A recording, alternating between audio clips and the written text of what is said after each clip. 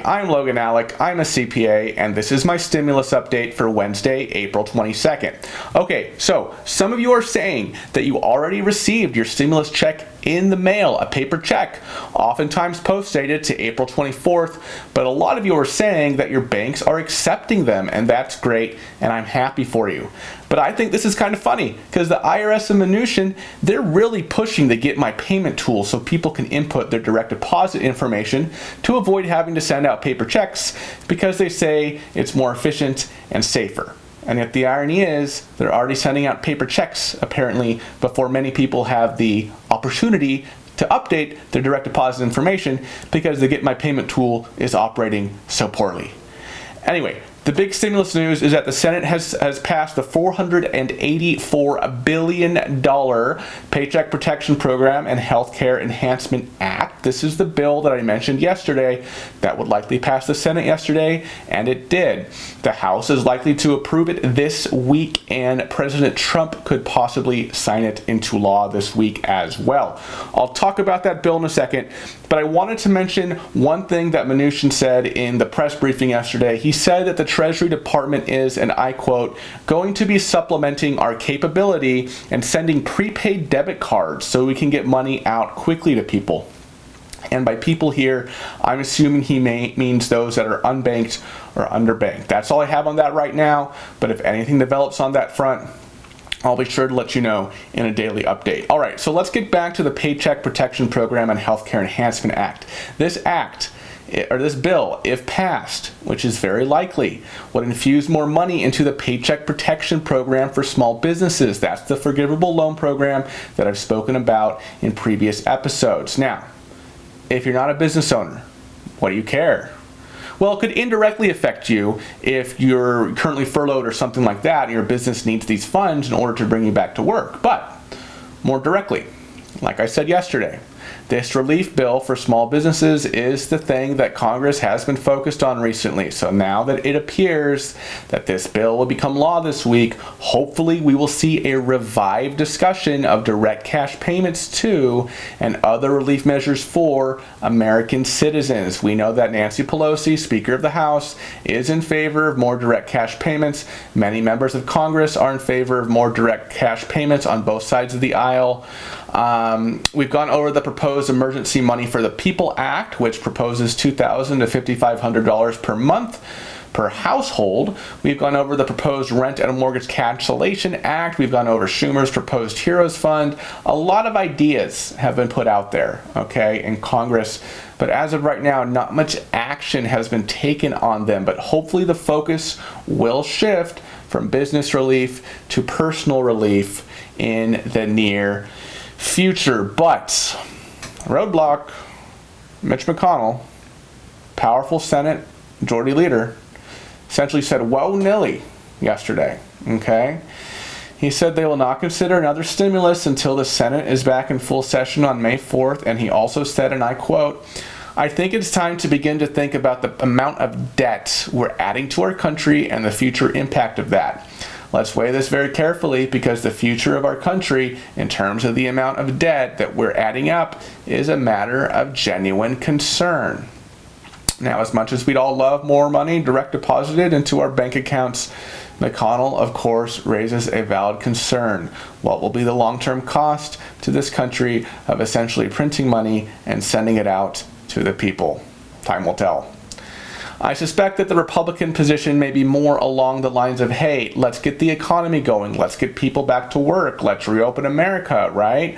Democrats seem to favor more direct cash payments to individuals, but we're just going to have to wait and see what happens here. It's exciting. I'm sure we'll see a lot of developments here in the next few weeks about a potential new stimulus. All right, so the deadline to use the IRS portal for non-filers to input your dependent children under the age of 17, if you're on Social Security, SSDI, SSI, VA benefits, has come and gone. It was at noon Eastern time today. I mentioned this deadline in my update yesterday and the one I posted on Monday evening. Well, what if you missed the deadline?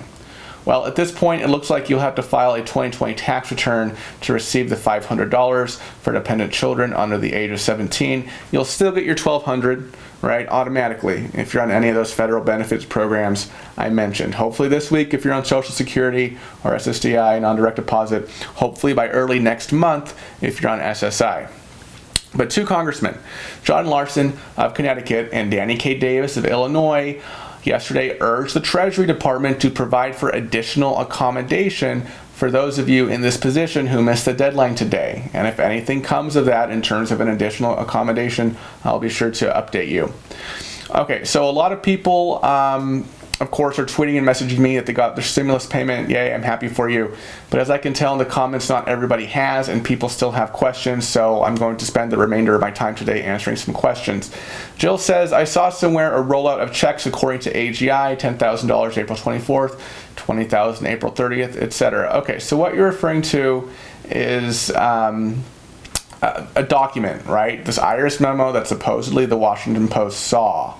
However, there is not anything on the IRS website or anything like that that gives such a detailed schedule of when paper checks are going out. And since the schedule is so incredibly specific, because the IRS itself has proven itself incapable of even direct depositing amounts to the right account, I don't have much faith in this schedule. Okay, it's kind of secondhand information. It's not directly from the IRS. And frankly, the Washington Post was wrong before about the stimulus timeline.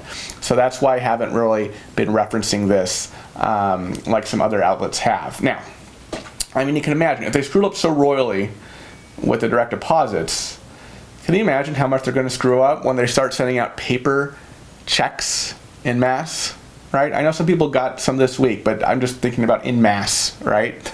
Throughout May, June. Like, let's say someone moved since they filed their last tax return, right? The IRS said they used the latest information on their tax return or the latest information they have on file with the U.S. Post Office. So let's see if that happens, right?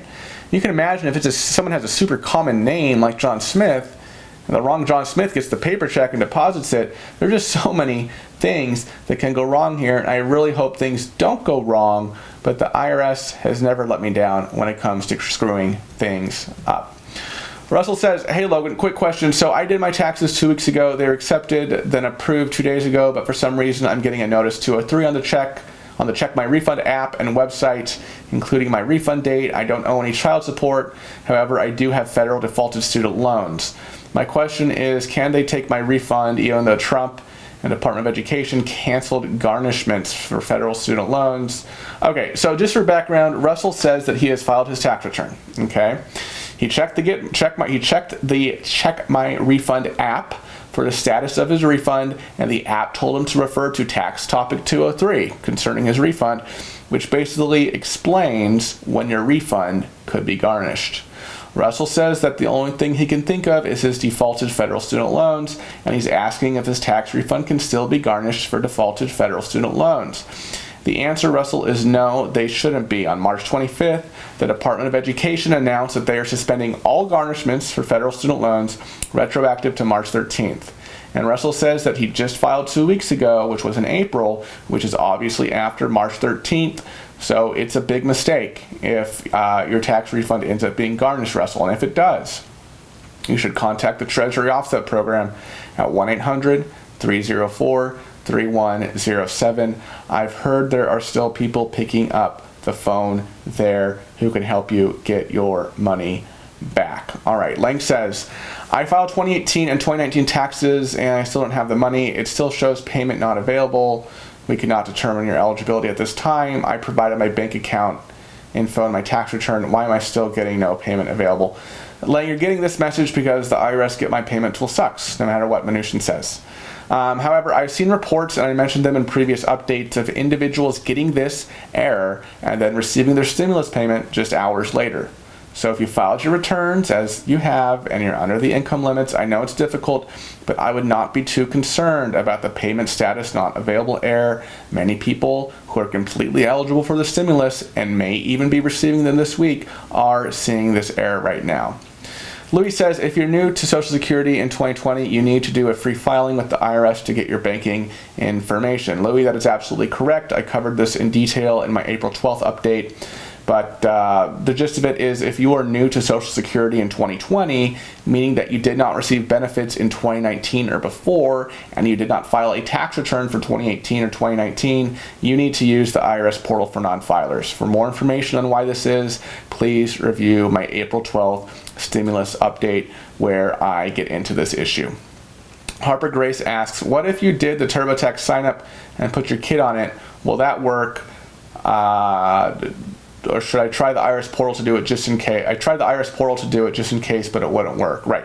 So if you did the TurboTax Stimulus Edition and it was accepted without issue, don't do the IRS portal for non-filers. Okay. TurboTax, assuming it was accepted and you didn't get any messages otherwise, TurboTax transmitted your information to the IRS. Okay. So you don't have to do both. And in fact, I've already heard many people in the comments stating that they use the TurboTax Stimulus Edition and already received their stimulus. I haven't heard as much about the IRS portal for non-filers. That's probably expected because the IRS portal came out after the TurboTax Stimulus Edition. Jonathan Myers says, Logan, thank you for these great videos. You're welcome, Jonathan.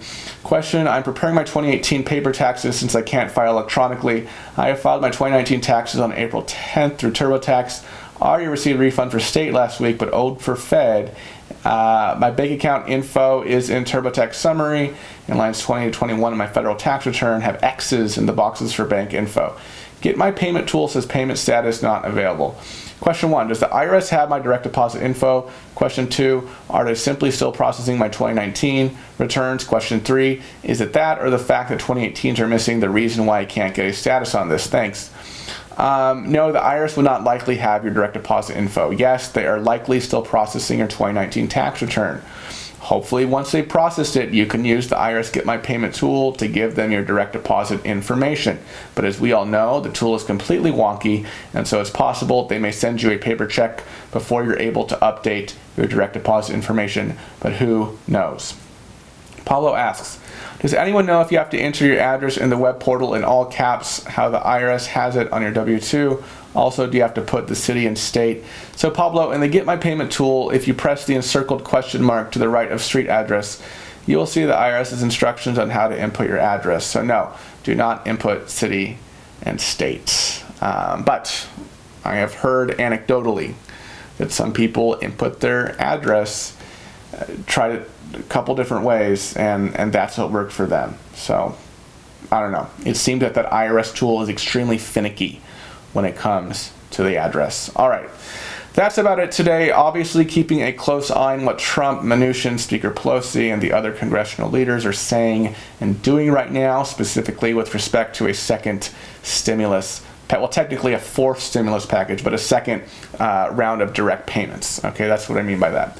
And, whatever they're talking about and whatever they decide on, I hope it's good news for you, and I will be sure to update you as things progress, both with this current stimulus and with any future stimuli. I also have some other videos in the works on some other topics that people requested, so I'm quite busy working on that for all of you. Happy Wednesday. Take it easy. Stay safe. Stay inside. Try not to put on that quarantine 15 as it looks like I have. Anyway, I'll catch you later. Bye-bye.